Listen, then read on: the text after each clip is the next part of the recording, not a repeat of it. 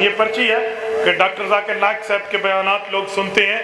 Doctor Zakir Naik صاحب عالم نہیں ہیں، حافظ نہیں ہیں، قاری نہیں ہیں، مفتی نہیں ہیں، محدث نہیں ہیں. وہ صرف ہندوؤں کے خلاف مناظر ہیں، عیسائی یہودیوں کے خلاف مناظر ہیں. اگر تم نے عیسائی اور یہودیوں کا مسئلہ سننا ہو تو وہاں سے سن لو، دین کا مسئلہ پوچھنا ہو تو علماء سے پوچھ لو. اس لیے ٹی وی والے انجینئر مرزا کو بھی نہیں سنیں گے، جہلم والے انجینئر کو بھی نہیں سنیں گے. تو جو عالم ہو تو وہ آ کر بات کرے نا. جو عالم نہیں ہو، چٹو میں ڈگر ہو اور وہ ہمارا ابا بیٹھ کے ہمیں سمجھائے، ہم ایسی بات نہیں کرتے. علم یہاں سے پوچھیں گے. ہندوؤں کے خلاف مناظرہ کرنا ہوگا تو ڈاکٹر ذاکر نائک کو سن. هل يستوي الذين يعلمون الدين والذين لا يعلمون الدين؟ کیا یہ دونوں کے دونوں برابر ہو سکتے؟ جواب یہ ہے کہ نہیں ہو سکتے. نتیجہ نکلا کہ الذين يعلمون علماء يعلمون الدين، وہ قطعاً ان کا مقابلہ لا يعلمون نہیں کر سکتے. وقال النبی صلی اللہ علیہ وسلم من يريد الله به خيرا، اللہ جس کے ساتھ بھلائی کا ارادہ کر لیتا ہے، يفقهه في الدين، دین کی سمجھ اس کو عطا کرتا ہے. وانما العلم بالتعلم، علم آتا ہے تعلم سے. اس لیے علامہ شامی نے کہا کتابوں کا مطالعہ کرتے کرتے کرتے کرتے کوئی اگر فتویٰ دیتا، غلط فتویٰ دیتا، اس کے فتویٰ کا اعتبار نہیں ہوگا. سمجھ رہی ہے کہ نہیں؟ وانما العلم بالتعلم، اساتذہ سے سیکھ لیں. ہر انکارے کی بے استاد باشد، ہر انکارے کی بے استاد باشد، یقین دانی کی بے بنیاد باشد. جس علم کا، جس کام کا استاد نہ ہو وہ بے بنیاد ہوگا، اس کی کوئی حیثیت نہیں ہوگی.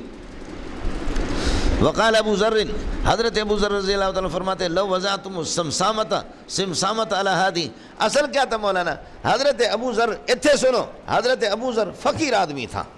حضرت ابو ذر کا مسئلہ یہ تھا کہ سونا چاندی اسٹاک کر کے بالکل نہیں رکھ سکتے. اگر کوئی رکھتا ہے تو وہ اس آیت کا مصداق ہے.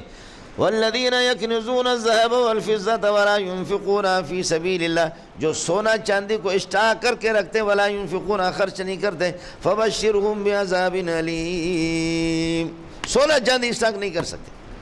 حضرت معاویہ نے بتایا، دوسروں نے بتایا کہ اللہ کے بندے سونا چاندی اسٹاک کرنا، ذخیرہ کرنا، رکھنا اپنے گھر پہ اجازت ہے.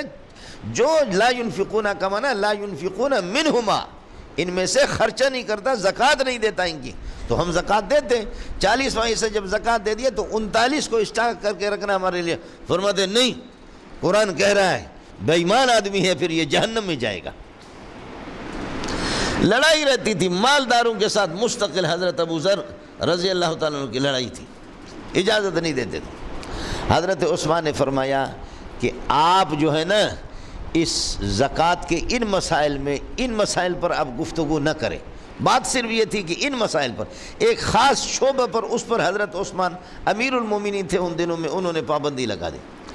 اب حج کے موقع پر لوگ حج میں گئے، مینا کے اندر حضرت ابو ذر مسئلے بیان کر رہے، حج کے مسائل بیان کر رہے، دیگر لوگ جمع ہو گئے، صحابہ تابعین جمع ہو گئے، وہ مسائل بیان کر رہے. تو کسی نے کہا مولوی نعمت اللہ کی طرح، کیا امیر المومنین نے آپ پر پابندی نہیں لگائی ہے؟ حالانکہ وہ منع کرنے والے کی غلطی تھی.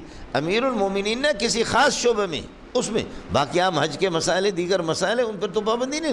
کیا امیر المومنین نے آپ پر پابندی نہیں لگائی ہے کہ آپ ادھر مسئلے بیان کر رہے، مینا کے اندر بیان کر رہے، مزدلفہ میں، عرفات میں مسئلے بیان کر رہے؟ فرمانے لگے کہ اگر مجھے یہ معلوم ہو کہ اللہ کے نبی کے اور اللہ کی کوئی بات میں خلق خدا تک پہنچا سکتا ہوں، میں پہنچا دوں گا. تم تلوار یہاں رکھو، کاٹو مجھے، تب بھی میں پہنچاؤں گا مسئلہ. سمجھتا تمہارے روکنے سے، یعنی وہ روکنے والے تو غلط روک رہے تھے نا، وہ تو خاص شعبے میں اس پر پابندی تھی، تمام مسائل میں تو پابندی نہیں تھی. اب جیسے کہ منطقی فتویٰ دے دے تو کیا ہوگا؟ تو کسی خاص شعبے میں آپ اس پر، اس لیے ہم لوگوں سے کہتے ہیں کہ بابا ہر بندے کے ایک فیلڈ ہے، ہر بندے کا ایک میدان ہے، سمجھے؟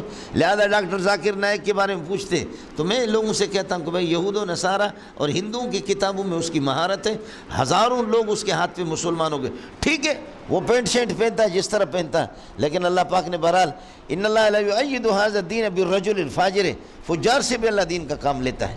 اس کے یہ معلومات ہے، یہود و نصارہ کی کتابوں کے لوگ ہاتھ پہ مسلمان ہو گئے، اچھی بات ہے، مسلمان ہو گئے. یہ آپ کے مولانا کلیم الدین ہے جو ہندوستان والا، ہزاروں لاکھوں ہندو اس کے ہاتھ پہ مسلمان ہو، ابھی جیل میں آج کل.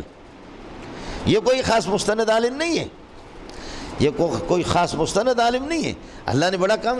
عطا اللہ شاہ بخاری نے دور حدیث نہیں پڑھی کیا؟ امیر شریعت کا لقب اس کو انور شاہ کشمیری نے دیا. سب کو سبحان اللہ، امیر شریعت کا لقب شاہ صاحب نے اس کو دے دیا، اللہ نے کام لے لیا. بہرحال ایک خاص شعبے پر حضرت پر پابندی تھی. بعد میں حضرت عثمان نے اس کو مقام ربضہ میں جو 30 میل کے فاصلے پر مدینے پر جہاں ہزاروں گھوڑے جہادی گھوڑوں کی ٹریننگ ہوتی تھی, حضرت نے حضرت ابو ذر کی تشکیل وہیں پر کر دی. بہرحال حضرت ابو ذر فرماتے ہیں اگر اللہ کے نبی کی کوئی بات میں پہنچا سکتا ہوں تو میں پہنچاؤں گا. تو میں